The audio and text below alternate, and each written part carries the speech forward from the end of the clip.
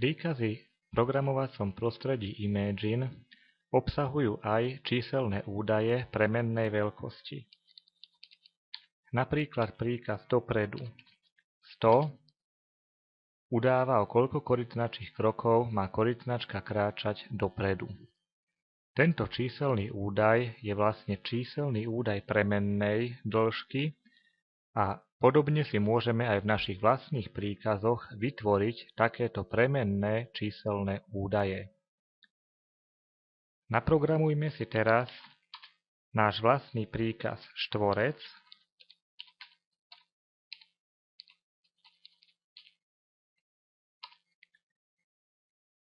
Avšak chceme, aby sme si sami mohli pri zadávaní príkazu štvorec povedať, aký veľký štvorec bude. V názve príkazu za slovkom štvorec napíšeme medzeru, dvojbodku a názov premennej, ktorú potom následne použijeme pri programovaní. Keďže sa bude jednať o dĺžku strany štvorca, názov premennej môže byť dĺžka. Štvorec nakreslíme tak, že 4-krát zopakujeme určitý počet krokov dopredu, no a práve teraz použijeme premennú dĺžka, opäť s dvojbodkou. No a korytnačka sa musí otočiť aj vpravo o 90 stupňov. Teraz, ak zapíšeme do príkazového riadka príkaz štvorec, musíme napísať aj veľkosť štvorca konkrétnym číslom. Ak sme zapísali 200, korytnačka nám nakreslí štvorec veľkosti 200. Ak zapíšeme 100, korytnačka nakreslí štvorec veľkosti 100.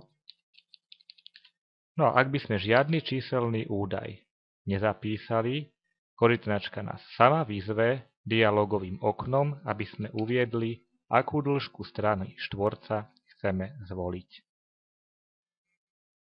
Naše vlastné príkazy dokonca môžu obsahovať niekoľko takýchto premenných číselných údajov. Upravme náš príkaz štvorec tak, aby sme okrem dĺžky strany štvorca volili aj hrúbku pera, ktorou štvorec nakreslí. Opäť do názvu nášho vlastného príkazu za premennú dĺžka zapíšeme medzeru, dvojbodka a názov ďalšej premennej, napríklad hrúbka.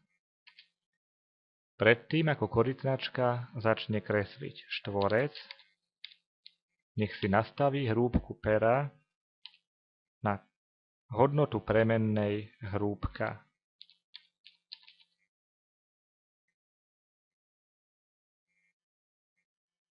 Teraz, keď chceme vykonať príkaz štvorec, musíme k jeho názvu pripojiť číselné údaje dvoch premenných, takže prvý číselný údaj bude dĺžka strany a druhý číselný údaj bude hrúbka pera.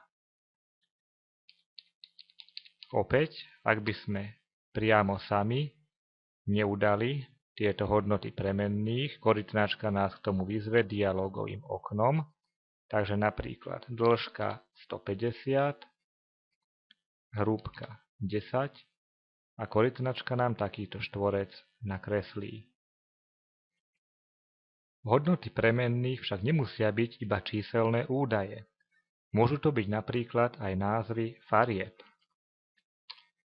Takže doplníme náš príkaz štvorec ešte o jednu premennú, ktorá sa bude volať farba.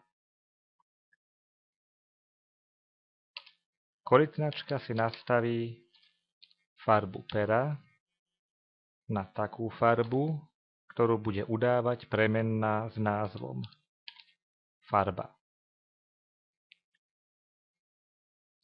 Teraz, ak chceme použiť príkaz štvorec, musíme udať veľkosť štvorca, hrúbku pera a aj názov farby.